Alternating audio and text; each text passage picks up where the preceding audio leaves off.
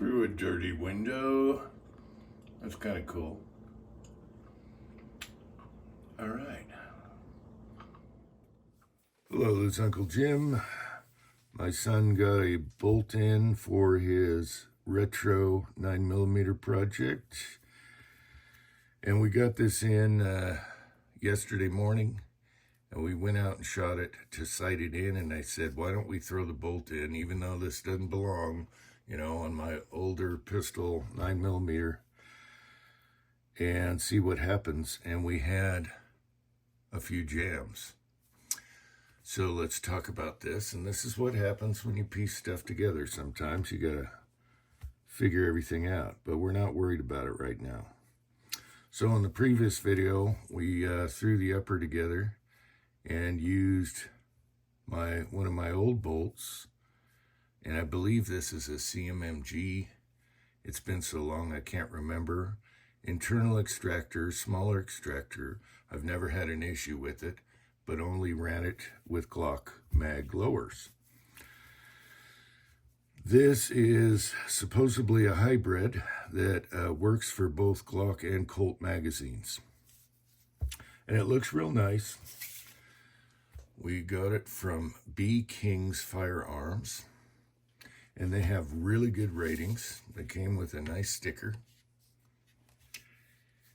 And looking at different bolts, it looks like someone's making them for different companies. Brownells looks the same, they're hybrid, and it costs more, like $30.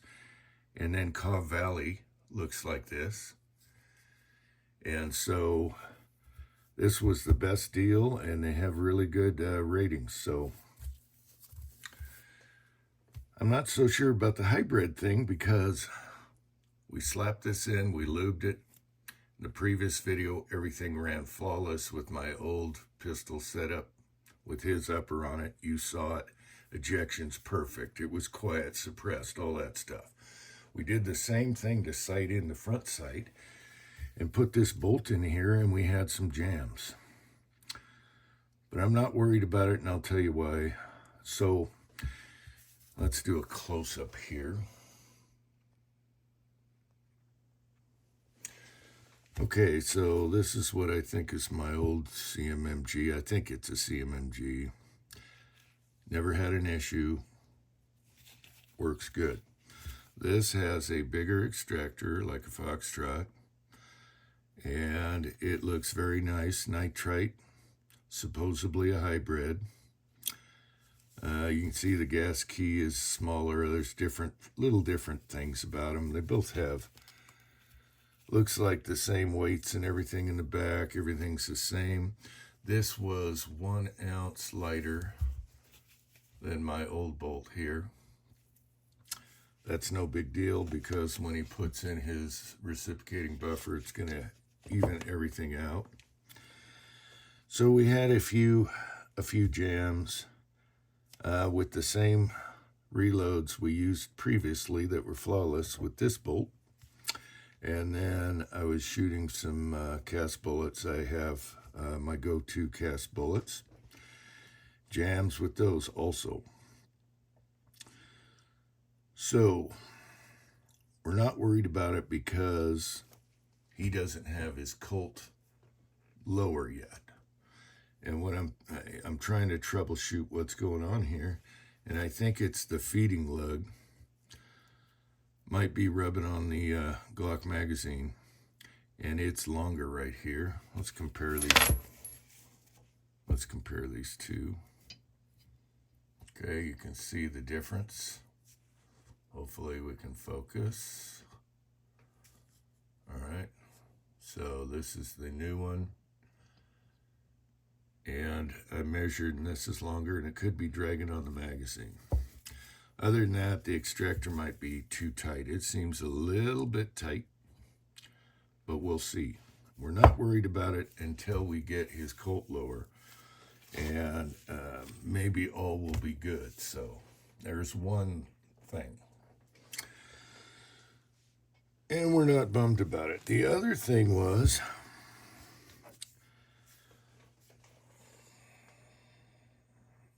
This is my old bolt. Okay. This is subsonic ammo. This is the new bolt. You can see the primer flow in the firing pin area. And let me show you a silver one here. I was using a mixed brass, couple different primers. So we got primer flow, and I'm like, uh-oh. How's that happening with subsonic, mild loads? These aren't hot loads. So I noticed that the new bolt is chamfered. Hopefully you can see that. The firing pin hole is chamfered, so not worried about that. That's the reason. No big deal. But it is different. Okay, this is totally flush on the old bolt. And I don't get that with Foxtrot mics, 45 or 9. That's not a big deal. The flow is just the firing pin being chamfered, the firing pin and channel being chamfered. All right. So we're not going to worry about that right now, because once we put in the Colt lower with the Colt mags, could be totally different, and this lug might not interfere if that's the issue. So there's something. Now, so on some of my go-to reloads that works with everything, I had a feeding issue and damaged some brass. So I'm going to have to pull that, melt down the lead. All right, so let's talk about the sights. That's what we originally went out for, and then I talked him into throwing this bolt in the same setup we had with this, just to do one step at a time, see if there's any issues, and that's what happened. All right, let's talk about the upper. Okay, so with the upper, we threw it together that night and test fired. Everything was awesome. All right. So that next morning when we threw in the new bolt, we needed to sight it in because I noticed it was shooting low. We were shooting at mud. We couldn't really tell, but it looked low. So yesterday morning, I put a target out at closer range, and it was shooting 6 inches low.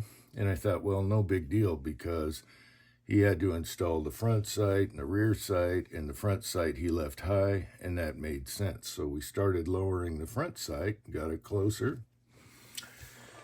And this is the H&R Retro Upper, which was called a blemish, and we couldn't find a single blem on it. The only thing I could think of was right here where the sight went in, you saw a little silver around the holes, and that's covered by the sight. So if that's a blem, we are totally happy with that, because this thing works great, as you saw. But then I noticed for the rear sight, he put in the same H&R sight kit for the rear sight here, this complete kit. And I haven't shot it, so I wasn't even behind the gun. I didn't even know. I didn't even notice. He put it together. But both peeps, I wonder if we can focus here and me hold it straight. There we go. Both peeps are the same size. And that's unlike my Colt Retro or the Retro he put together in 5.56. So and I was like, what the hell? One should be larger than the other. This first one has an L marking for long range. But there goes my suppressor. But, videos. But I couldn't tell the height difference. Okay, so we measured. And I feel like calling him and saying, what the heck is that all about? So we got to figure that out. Now, we can drill out this rear one larger, so they're like our others. But what is with the same height deal? I don't know. I'd really like to know about that. So we lowered the front sight down to here. Before it was way up here, and we got her close. And we were hitting the swinger offhand at about 65 yards from the garage, inside the garage, because it was raining. So that's no big deal, but there you go. Now, another thing is, well, before I get to this, this JMac brake is awesome. We haven't shot it like unsuppressed yet, but I know it's going to be loud and it's going to be awesome. And we have to see if it cycles with my subsonics. But you have to put index spacers here, which we did. But one of my beefs is every spacer, even my old AAC spacers, all that stuff, they're silver. Why don't they make these blue or black? So I'll either have to take it off and hope it times again and spray these, with the airbrush, whatever, if I want to do it right. But I'm thinking I'm just going to mask it off and make it black. But why? Why are they silver? Makes no sense. Anyway, not a big deal. Now, to a part that was kind of disturbing. Let me get a different camera angle here. All right, so on the dust cover kit here, for the old retro looking 9 chopped dust cover, he had gotten 2 different kinds, and then this came with one of the kits. He got 2 different kinds, and he chose to use this one because it looks like our other. So this is a CMMG. And when we took it out of the package, right here, and you can still see some of it, looked like it had epoxy all over it. It was a really hard, clear, it looked just like dried epoxy. And so we had to clean that up before putting it on. And we tried everything. I even took like aircraft stripper, sprayed it, let it sit for a half an hour while we were doing other parts on here. And it just wouldn't completely come off. We finally had to take some 4/0 steel wool, and we started with bristle brushes and everything. And what a pain in the butt. And I'm wondering why the hell did it, that have that on there. So I don't want to bother talking to them. So it looks good enough. I mean, it's going to be, it's just nitpicky. Now it looks okay. The other problem is, see the spring here? The spring has your 2 pieces of spring that sticks out, right? We've done millions of these. One of them snapped off installing it properly. It just snapped. So between that and that, we were kind of pissed off. And that was CMMG. Maybe it was a fluke. So we had to rub another spring and put that on, and everything is fine. And at first it was really, really tight, but now it's fine. So we got that fixed. So there's that. So let's conclude here and finish this. So the moral of the story, whenever you're piecemealing stuff together, you're going to run into stuff. It's just like anything gun stuff. But there was a few odd things that's going on here. Why are these peeps the same size? Why are they the same height? Not a big deal. We'll sort that out. Weird stuff on parts. Silver spacers. I'm used to that anyway. Very happy with the JMac brake. We have several different kinds. For a suppressor mount, they're just awesome. Okay, the barrel is a Rock River. It's a heavy barrel, chrome line barrel. That works flawless. Now, when I was plunk testing and checking the, the chamber. Some get real aggressive when they chamfer for feeding. This isn't like completely 100%, supported down to here, but it's close. And there's no bulging of the brass, so that's fine.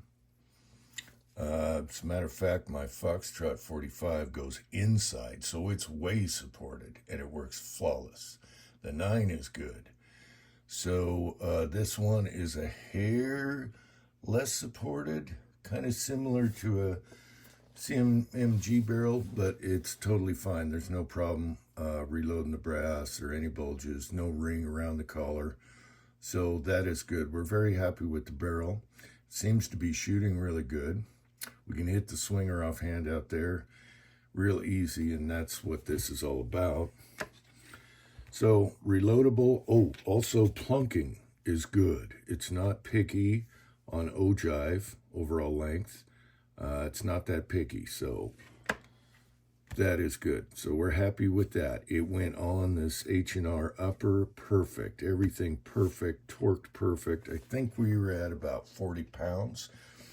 And we had to index it for the handguards to match. Believe it or not, even though it doesn't have a gas tube, you still have to index it.